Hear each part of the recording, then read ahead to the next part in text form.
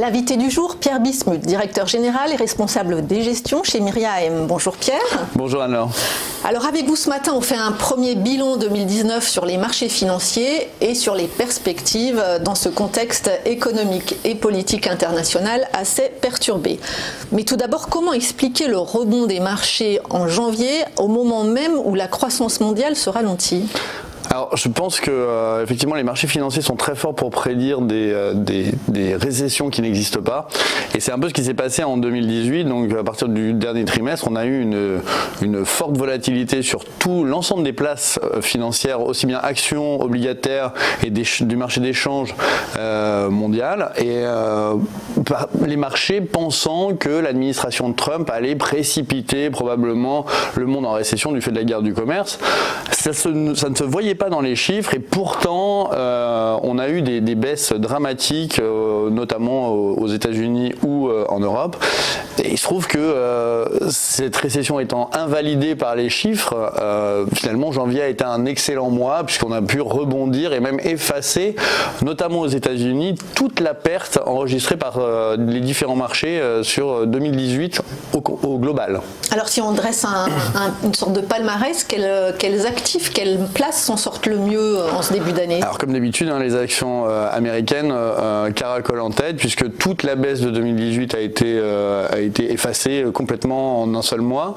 C'est exactement la même chose sur le haut rendement américain, où en fait on récupère, enfin même on double en fait là en valeur absolue la perte de 2018. L'Europe n'est pas en reste, mais on est très très loin en fait de la performance voilà, des marchés américains, comme d'habitude on va dire. Les émergents s'en sont pas mal tirés, notamment en décembre, puisqu'ils ont beaucoup moins baissé que les autres marchés, et font finalement une performance assez sympathique en janvier. Donc c'est vrai qu'on a eu un mois de janvier euphorique sur l'ensemble des places financières et l'ensemble des marchés, ce qui était assez agréable à vivre, il faut le dire. Et alors pour quelles raisons ces places américaines s'en sortent mieux, ces marchés émergents, au moment où justement la Chine voit sa croissance, son niveau de croissance le plus faible, bon alors, tout est relatif avec la Chine, mais le plus faible depuis plusieurs années.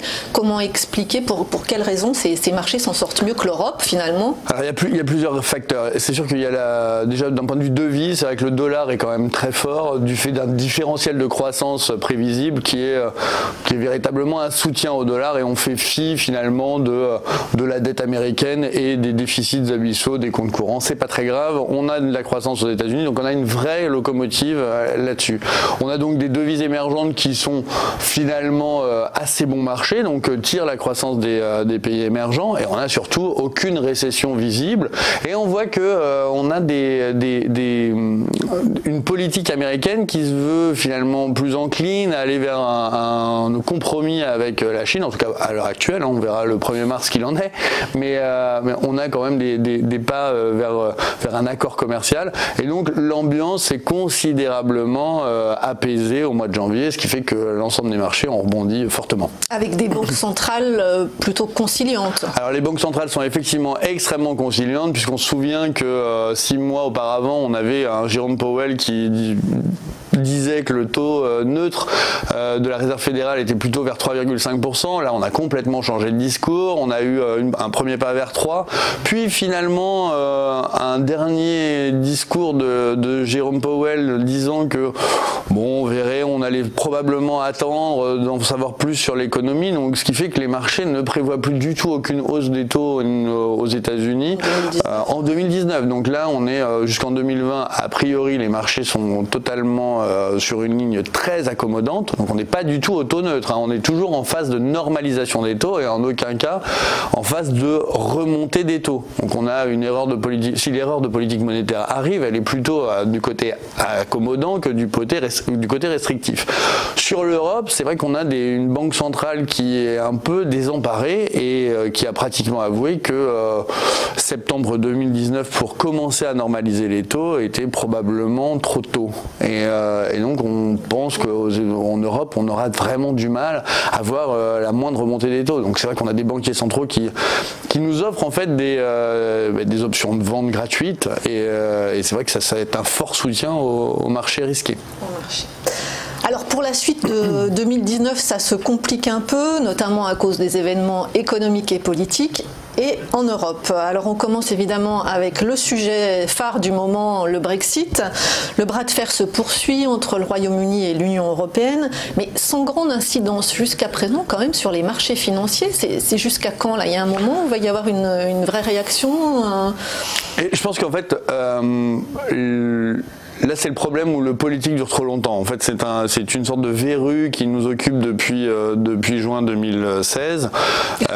Et c'est vrai que le Brexit, force est de constater que plus personne ne comprend vraiment ce qui se passe, puisque on rappelle quand même que le dernier vote au Royaume-Uni s'est traduit par un rejet de l'accord, mais un rejet de l'accord pour diverses raisons. C'est-à-dire que soit on n'allait pas vers le hard Brexit, soit en fait on voulait un accord, mais un accord plus global avec une union douanière. Et tous ces gens qui ont des visions complètement différentes sur la sortie du Royaume-Uni de l'Union européenne ont voté non. Donc c'est vrai que c'est compliqué à comprendre.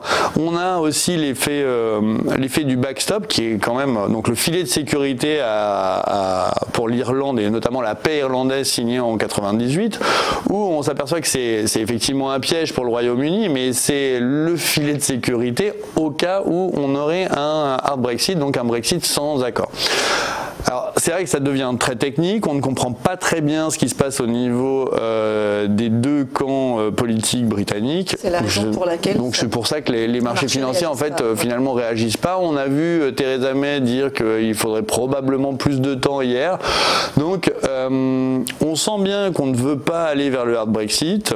Maintenant, on peut avoir un hard Brexit mais par accident. C'est-à-dire qu'on aurait finalement un Parlement qui ne s'entende pas sur une résolution de l'accord. Donc c'est vrai que les marchés financiers évacuent un peu ce sujet. Nous on a décidé de gérer ce Brexit, notamment dans nos fonds en ligne directe où on remet du Royaume-Uni pour pas être trop en dehors au cas où il y aurait un accord et toujours sous-pondéré pour finalement gérer ce risque de hard Brexit par accident.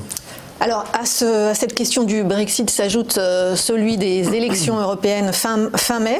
Alors les tensions politiques montent, hein, on l'a vu notamment entre l'Italie et la France. Comment réagissent les investisseurs à cette approche et à ces tensions? C'est un gros pari de la part des Italiens depuis les élections législatives, puisqu'on avait eu en 2018 un psychodrame sur le budget italien, disant que, en fait, faisant croire qu'on pouvait finalement cueillir de l'argent qui n'existe pas. Là, on a décidé finalement là encore d'évacuer tout problème de déficit en disant qu'on allait pouvoir financer ceci et cela.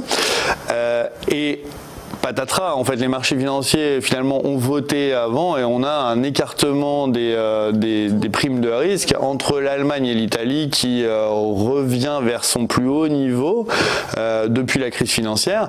Il se trouve qu'il n'y a pas de miracle. Quand on dépense de l'argent qu'on n'a pas, on crée des déficits et ces déficits pèsent sur la croissance et on a vu l'Italie rentrer depuis 2 trimestres en récession puisque on a eu les chiffres tout récemment.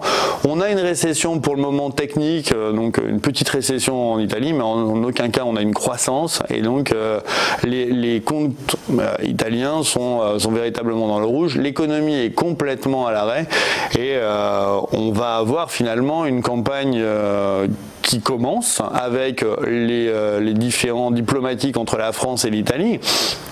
Mais ça va être extrêmement intéressant de voir comment finalement l'alliance que je qualifie rouge-brune italienne s'en tire avec des chiffres économiques qui sont véritablement pas bons. Alors dans ce contexte, on le voit un petit peu compliqué, quelles sont vos recommandations d'investissement? Alors nous, c'est vrai qu'on a constaté, comme tout le monde, le fort rebond des marchés financiers et de toutes les places boursières.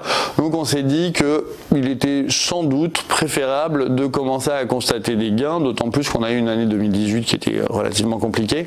Donc on a réduit la voilure et on s'est dit que tactiquement, c'était sans doute intelligent de revenir à un niveau plus neutre neutre sur les actions, donc un niveau sur un équilibré, donc plutôt 50% plutôt que plus de 60% comme on était précédemment. On a aussi repondéré les portefeuilles en se disant que finalement là où il y avait le plus de visibilité c'était sur les actions américaines. Donc on a fait un arbitrage entre l'Europe et les États-Unis pour remonter les actions américaines.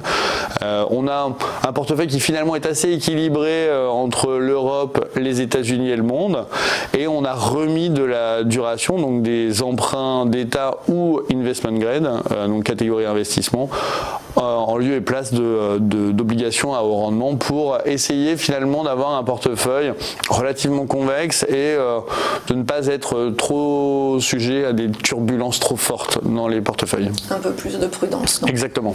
Merci beaucoup Pierre Bismuth. Je le rappelle, vous êtes directeur général et responsable des gestions chez Myria AM.